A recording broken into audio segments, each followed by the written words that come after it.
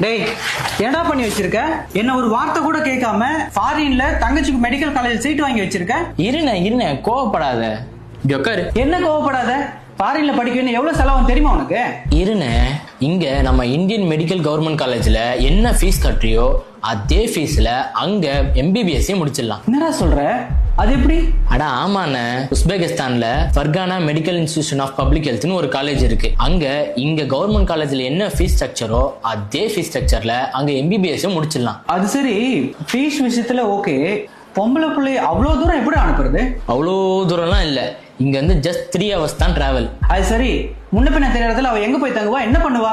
அங்க லேடிஸ்க்கு தனியா தங்கறதுக்கு ஹாஸ்டலும் இருக்கு. ஃபுட்டும் ப்ரொவைட் பண்றாங்க, அதுவும் சவுத் இந்தியன் ஃபுட் தான்.